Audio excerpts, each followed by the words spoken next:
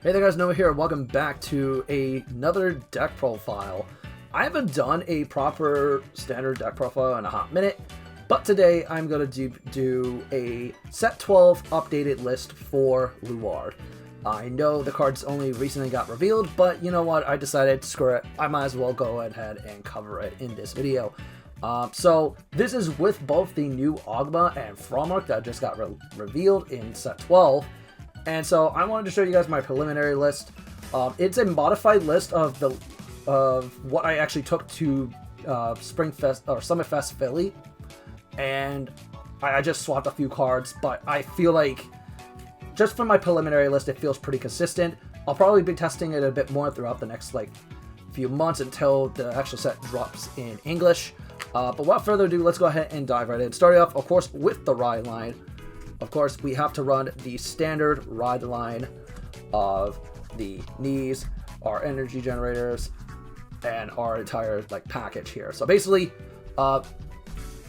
Luard here allows you to essentially Soul Blast to draw one when you ride on top of him, and then you can call him out off his own skill, so that's always good.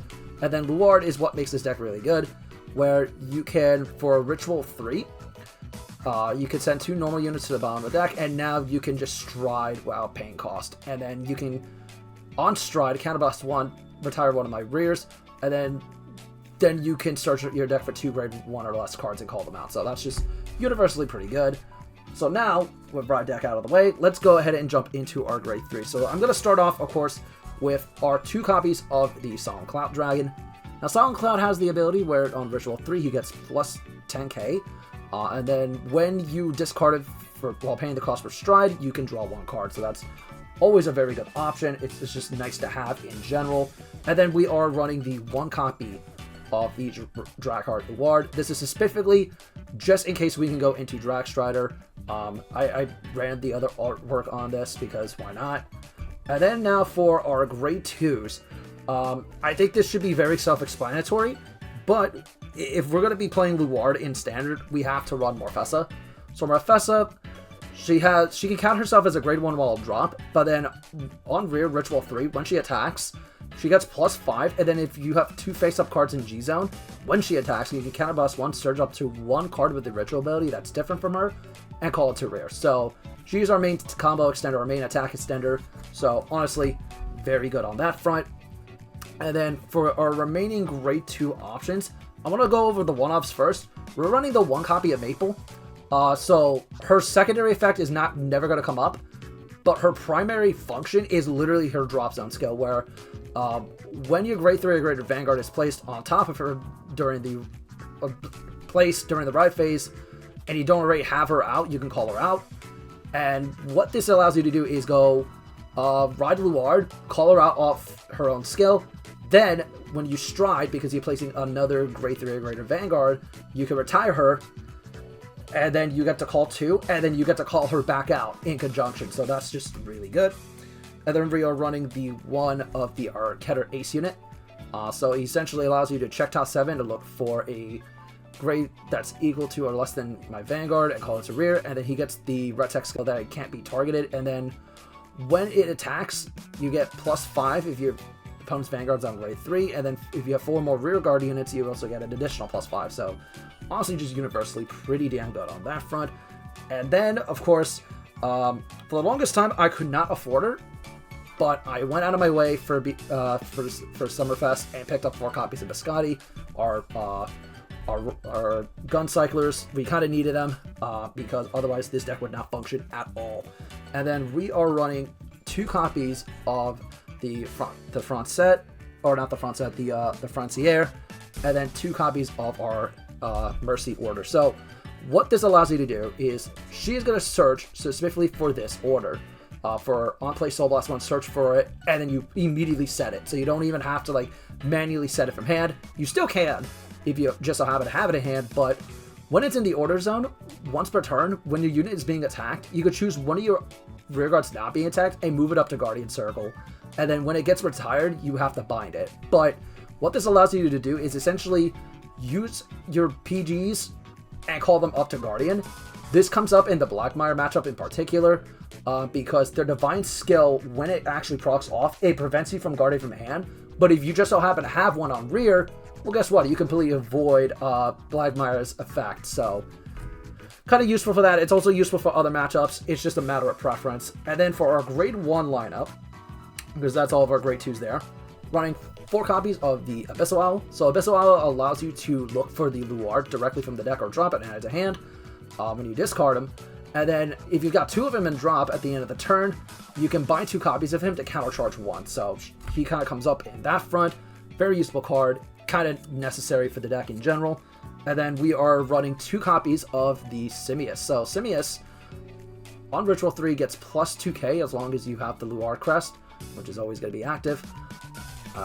Can we focus? Finally got her to focus. But when on place, you look at top 2 on Generation Break 1, call up to 1, and then you put the other one to bottom, and then the card you call it off for an ability gets killed off at the end of the turn. She's very good, especially on the initial push turns, when you just need a somewhat decent board. She kind of just helps us get to that position to where we actually can go and do our main line of play. So up next, we're running 3 copies of the Luminosity Wizard. I had it in F4, but to make space for Frommark, I kind of had to gut one of them. But I was running this as a full 4 of initially. So, he has the effect where when he's placed on Ritual 3 plus 10, so really good. Then when he's retired for just in general, during my turn, you can soul charge 1 and then choose one of your vanguards and it gets plus 5. You really use it for the soul because we actually do eat up a lot of soul now. And part of it is because of our Dissection Angels, which we are running as a 2 of. So, Dissection Angel, when your opponent's on a grade 3 or greater Vanguard, this unit gets plus 2k just permanently. It's very good. And then she's basically a painkiller combined with just giving us a free counter charge. So when you drive check reveals a trigger unit, Soul Blast 2, counter charge 1, and then she gets plus 5. So not only she can potentially draw you, but she can also counter charge as well. And man, who would have thought putting 2 cards together basically in the same effect is just that insane. So yeah.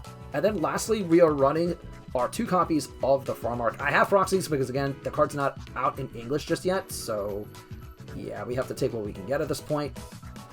So, she has the ability to where she makes it so that way, once you're on Generation Break 2, Ritual 5, she gets plus 5, and she makes it that way she can't be targeted. And then, if you've got an Ogma Vanguard, when she gets retired for an effect, she counts as 2 units. So, very good. You can use it off Luard's Stride skill, and also off Ogma's skill, which we'll get to in a little bit. And then we're running 3 SRS and 1 Sanctitude, because why not? And then for our trigger lineup, because this is where things get a little crazy. Running 3 fronts, because kind of mandatory. 1 red OT. A lot of people have been kind of back and forth with what OT to use, but I prefer this one, just kind of how it is. It's nice for the restanding. You might as well go for it. Running 4 of these crit, 4 of these crit. I don't think it really matters. Sometimes the soul comes up, so Blade Feather's always good. And then this is where my tech choice kind of came in. It's very dependent on the meta, but I went for the heals that when you put it on Guardian, if your opponent's unit is attacking more than twice a turn, you can give it plus 15k shield.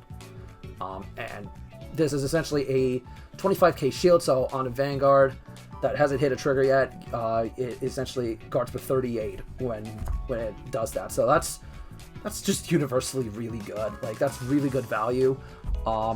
And you could actually use this in combination with the order that allows you to call from Guardian. So worst comes to worst, if you're facing something with a lot of restanding, kind of comes up in that situation. So now let's move on to G-Zone. So I think it's very self-explanatory. If you've ever played Luard in Standard or faced against it, you should know what most of this stuff does. But when you attack with him on Ritual 3, counterboss 1, turn G unit face up, search your deck for 1 card with the Ritual ability, and shuffle it. Call its rear to shuffle it. So, main combo extender, you use this to flip up Ogma, and then kind of just go from there. Initially, you just flip up access copies of your Drag Strider, because you only realistically go into him once or twice per game, depending on the matchup. But having an additional way to this was our main line with Morfessa initially before we got Ogma, which I'm going to talk about in a moment. But before that, we got to, of course, go over our secondary finisher in the form of the Dragstrider Luard. So when he attacks, once in on Generation Break 2, Ritual 7, if you've got 5 or more different ritual units on the board, when he attacks, he gets plus 10 crit, and in addition to that, you can retire 2 and discard a Luard in its card name to essentially give it plus 1 drive and a grade 1 or greater guard restrict. So they can't use grade 1 or greater cards from their hand to guard. So very good overall. I don't know why this is not focusing, but regardless, Dragstrider is very good. You can't really complain. And then lastly, again, proxies, but because I don't have the actual cards yet, but we do have Dragnager as a full form, and this is what you usually are going to flip up going forward. So essentially what he allows you to do is you have to Soul Blast 1, Generation Break 3, Ritual 5, Soul Blast 1, sack up to 5 rear guards. So you essentially sack 5 on your board. For each one you retire, your opponent has to retire on their board, one of theirs. And then if you retire 3 or more, you draw 1 and get the red text skill where when he attacks, you can target one of your ritual cards on rear guards and restand it. And then for each copy of him face up in G zone, he and the other unit gets plus 5. So on your second stride turn when you go into him, you can essentially get a plus 5 to both of them, which actually does matter, which hits magic numbers. And this is kind of the necessary evil. This is the card we've been waiting for such a long time, and I'm glad we finally have something that's actually worth a damn. But that is the deck profile. So let me know in the comment section what you guys think about the new Agma deck. I'm excited to experiment with it in both in standard as well as premium, because I do think there is something you could work with in premium in a more control sense, though that is going to take me a little bit of time to fine tune. Until next time, this is Noah, and I'll catch you guys later. Bye, everyone.